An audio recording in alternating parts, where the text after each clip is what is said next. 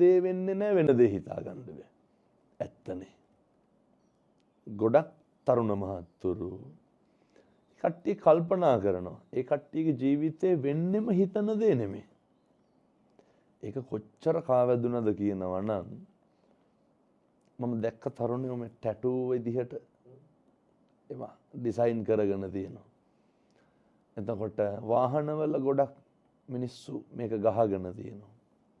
කොරියාවේ රැකියා කරන තරුණ පිරිසක් කතා කරලා ෆොටෝ එකක් කරන වැඩ කරන මැෂින් එකේ ගහලා.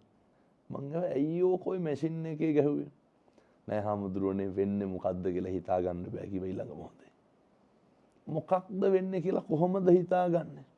ඇයි ඒක තප්පරෙන් තප්පරේ මේක වෙනස් වෙනවනේ නේ. වෙනස් වෙන්නේ නැද්ද? කියමු බලන්න මොකක්ද මේ ලෝකේ වෙනස් වෙන්නේ නැත්තේ? මිනිස්සු වෙනස් වෙන්නේ නැද්ද? හිතන පතන විදිහ වෙනස් වෙන්නේ නැද්ද? අම්මා තාත්තා වෙනස් වෙනවනේ. දරුවෝ වෙනස් වෙනවා. බිරිඳ වෙනස් වෙනවනේ. ස්වාමියා වෙනස් වෙනවා. යාළුවෝ වෙනස් වෙනවා. පොඩි ප්‍රශ්නයක් අහන්න දයියගේ. ජීවිතේ මේ වෙනකොට කී පාරක් කියලා තියනවද? මම කියන විදිහටම කියන්නද? මම හිතුවේ නෑ අරූ මට මෙහෙම කරයි කියලා. එහෙම කියවිලා නැද්ද? කොයිතරම් නම් කියලා ඇද්ද? කොච්චර කියලා ඇද්ද? එතකොට කවුද එහෙම කියලා දෙන්නේ? කවුද එහෙම කරලා තියෙන්නේ? කවදාවත් අර දුරින් හිටපු මිනිස්සු හින්දා එහෙම කියන්න වෙලා තියෙනවද? නෑ. ළඟම හිටපු කෙනෙක්. ළඟම හිටපු කෙනෙක්. ඉතින් කොහොමද හිතාගන්නේ එහෙම වෙයි කියලා? අන්තිමේට කියනවා මම හිතුවේ නෑ ඌ මට එහෙම කරයි කියලා. ඇත්ත. මේ ලෝකේ හිතන දේ වෙන්නේ නෑ. වෙන්නේ මොකද්ද කියලා හිතාගන්නත් බෑ. එහෙම හිතා ගන්න පුළුවන් නම් මිනිස්සු ඇසුරු නිසුරු කරනකොට මිනිස්සු තීරණය කරනවා මිනිස්සු කොහොමද සමාජාශ්‍රය කියන එක හදා ගන්න ඕන කොච්චරක් ලං වෙන්න ඕනද කියන එක. දැන් උදාහරණයක් විදිහට මැරෙන දිනේ දන්නවනම් මොන විදිහට මේ කල් ක්‍රියාව අපේ වෙනස් වෙයිද? මැරෙනවා කියලා දන්නවා. මොකද්ද කියන්නේ? දැන් කවුරු හරි මැරුණාම කියනව නේද?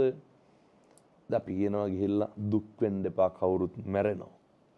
එතකොට කියනවා හාමුදුරුවනේ මැරෙනවා කියලා දන්නවා.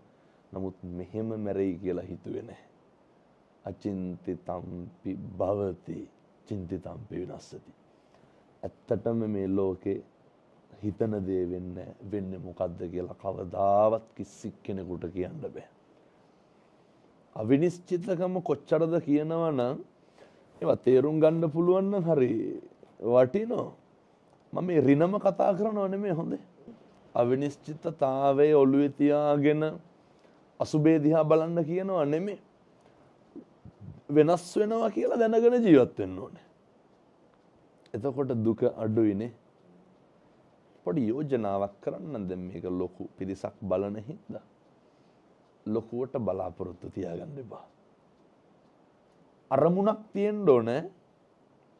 මොකක් හරි නේ ප්ලෑන් එකක් තියෙන්න ඕනේ මිනිස්සුන්ට. ඒ වුණාට ලොකුවට බලාපොරොත්තු තියාගන්න එපා. අර බලාපොරොත්තුයි ප්‍රතිරූපයි හරි ඉක්මනට කඩාගෙන වැටෙනෝනේ. එතකොට දුක වැඩි. අඩුම තරමේ කෙරෙන්න තියෙන යුතුයකම කරන්න. දැන් හිතමුකෝ මගෙන් මොකද්ද කෙරෙන්න තියෙන්නේ කියලා. ඒ දේ කරන්න.